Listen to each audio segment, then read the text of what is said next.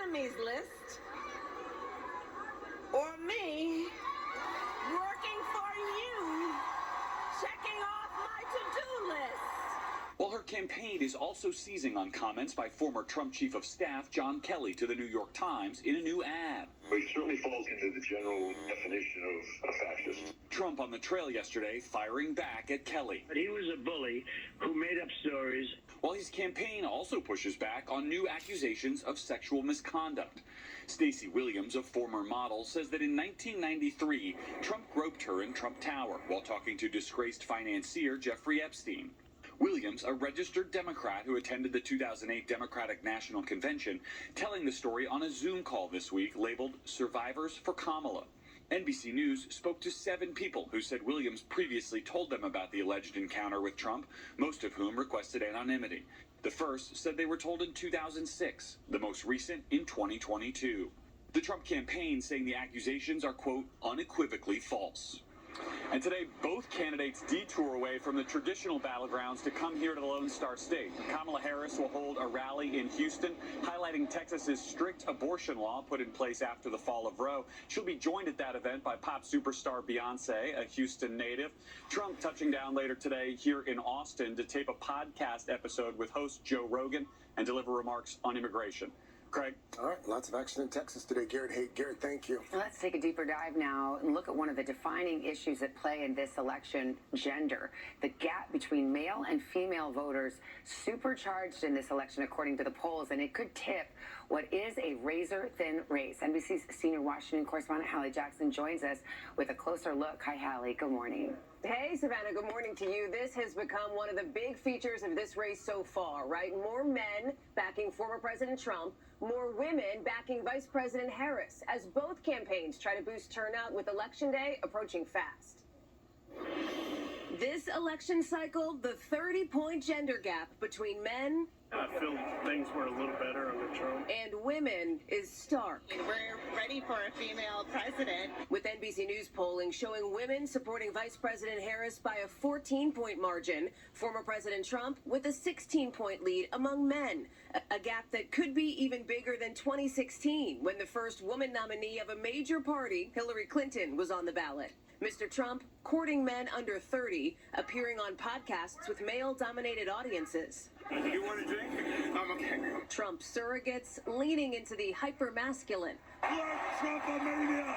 Run wild, brother! Hulk Hogan ripping off his shirt at the RNC. Tucker Carlson colorfully and crudely casting Mr. Trump as a father figure. When Dad gets home, you know what he says? You've been a bad girl. You've been a bad little girl and you're getting a vigorous spanking. Even Mr. Trump's language aimed at women, nodding to traditional gender roles. And I will protect women at a level never seen before. Vice President Harris also reaching out to men, appearing on a popular NBA podcast and launching ads on sports betting sites. But boosting turnout among women could be key for her, like the younger women who tune into Alex Cooper's popular Call Her Daddy podcast. People really want to know they're seen and heard. And while the campaign sees abortion access as mobilizing across gender lines, our polling shows it's the top single voting issue for women, and the vice president is the clear leader among college-educated white women who back her by 28 points in our NBC News poll, although the VP herself has downplayed the impact of the gender gap. Regardless of someone's gender, they want to know that their president has a plan to lower costs, that their president has a plan to secure America.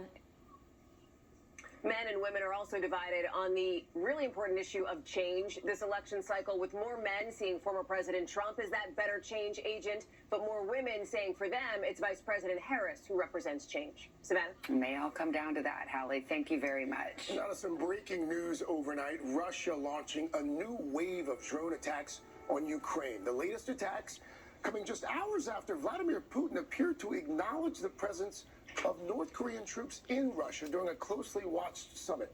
NBC's chief international correspondent, Keir Simmons, was actually at that summit. He joins us now from Russia. Keir, good morning. Craig, good morning to you. This morning, reports say South Korean officials will brief NATO next week over those reports of North Korean troops here in Russia as US officials worry about what President Putin may have promised Kim Jong-un in return. President Putin responding for the first time to what South Korea says are satellite images of North Korean troops at Russian bases. The US says North Korea's leader, Kim Jong-un, has sent weapons and now thousands of his soldiers to Russia. Mr. President, satellite images are said to show North Korean troops here in Russia. What are they doing here? And wouldn't that be a massive escalation in the Ukraine war? Far from denying it, Putin says Russia has a new strategic agreement with North Korea to protect each other. We are in contact with our North Korean friends, he told NBC News at a news conference. We'll see how that process develops. Ukraine says these images show North Korean soldiers given uniforms on a Russian base. The men speak Korean, but it's not possible to confirm when or where the footage was filmed. Putin was speaking after a Russian summit of emerging nations, including China's Xi Jinping, who he called a dear friend, India's Narendra Modi, and multiple US strategic partners. Putin declaring new possibilities in a meeting with Iran's new president, who described the relationship as strategic. Along with North Korea, Iran has also been supporting Russia's Ukraine war, Western governments say, sending drones and missiles.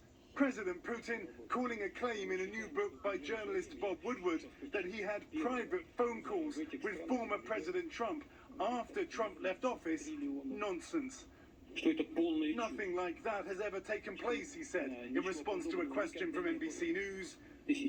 Nor is anything like this taking place right now.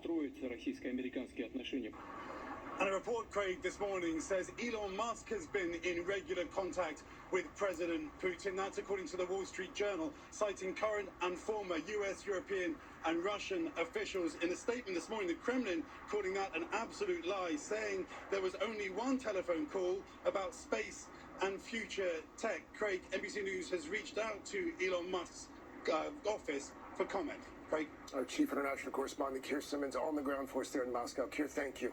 A lot more to get to, including a long-awaited day in storm-ravaged parts of western North Carolina. Some schools are finally reopening for the first time